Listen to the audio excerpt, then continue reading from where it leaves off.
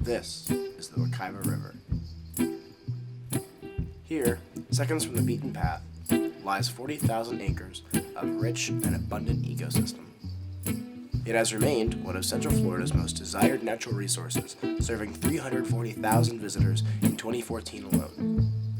With all this attention, the men and women caring for the park on the local level need constant cooperation from state and federal agencies to maintain the pristine environment of the state park. It's beautiful, it's fragile, but mostly, the Wekiva River is wild and scenic. Do you ever think hard on how we got here today? You may think it sounds funny, but you better get down and pray. The source of this 16-mile-long river is here, at the Wekiva Springs State Park. The river is fed daily by 15 million gallons of fresh water. We spoke to one of the park managers who clued us in as to how important the springs are to the state park. When you look at all of our acreage, I would say 95% of our visitors come in here for the springs. People are coming in the summer to enjoy the water, to cool off, to have a barbecue on the hill.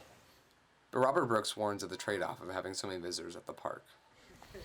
Well, anytime you have people in a natural system, there's impact. Every footprint leaves a mark on the ecosystem. Working here, it's a balance between the use of people and protecting the resource. And that's an ongoing thing. So how do you walk the fine line between recreation and restoration? Maintaining the trails, filling in the potholes on the road. There's a wide range of activities that our rangers do, all the way down to prescribed burning to promote healthy growth in the ecosystem. A healthy, clean spring to swim in, to sit by, to take the sun in, is the main thing that we're after. Keeping a healthy spring isn't something that we tackle day to day. It's a long-term struggle against two major forces. The high demand for water by the populations in growing areas has depleted some of the springs and the flow into the springs. Fertilizers and other man-made chemicals that get into the water from houses and from the people in the area also contribute to the growth of algae and some exotic vegetation that's not good for the springs. One exotic species that has been a serious problem for Florida's waters is hydrilla.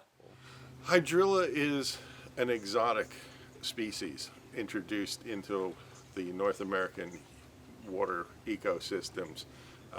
It tends to grow and overtake the native vegetation.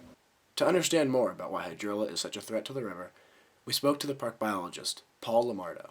See, hydrilla is a Category 1 species. When you deal with exotics, you have Category 1 and Category 2.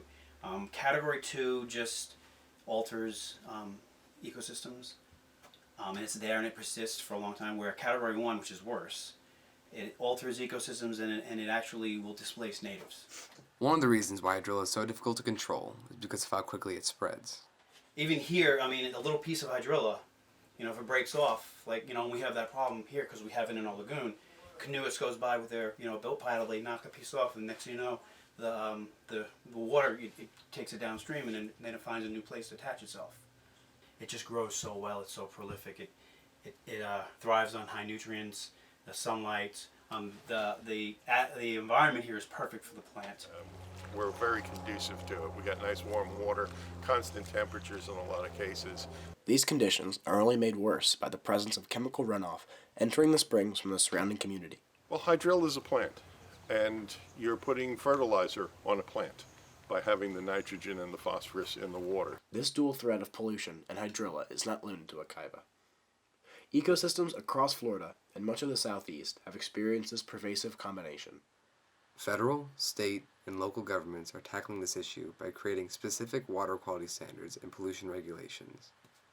One such regulation is EPA Register 40 CFR Part 131 that outlines the growing concerns over water quality in Florida.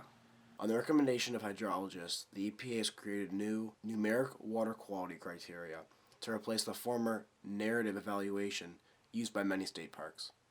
The regulation puts limits on the amount of phosphorus and nitrates entering the water, which Robert Brooks says is a good thing. if we keep letting phosphorus go up, nobody wants to swim in that. But Senator John Barrasso of Wyoming cautions that too much federal regulation may be a bad thing. The report showed how regulations imposed by Washington are undermining the work being done at the state level to manage our lands, to manage our natural resources, and to protect our air and our water. However, this does not appear to be the case at Wekiva. Robert Brooks and Paul Lamardo champion the commitment of the state and federal government to preserving the river. We've had good cooperation a lot of times with the federal level. There's money out there for the feds that will give out to help the parks that need it. Between all of the agencies involved, DEP, the federal EPA, state and county governments, there are a lot of regulations being put in and being enforced to maintain the health of the river. Indeed, part of the reason why the Wekiva River has been so well maintained is because of the cooperation of the various state and local agencies in Florida. We have this group that comes out here that Florida's hired. They spray the invasive plants with salt water, dries them out, and kills them. It doesn't harm the natural plants, and the last 4 years or so it's becoming more and more common. I mean, we all work for the same state, and so having the relationships with each other and helping each other when needed. In the end, the driving force behind preserving the river is the strong public support of Wekiva's residents and visitors.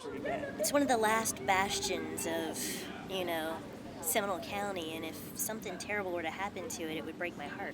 I think we have very good people scientifically and politically working on it. We have many agencies working on it, all cooperating together. So I think that the way forward is going to be up. Can you get back?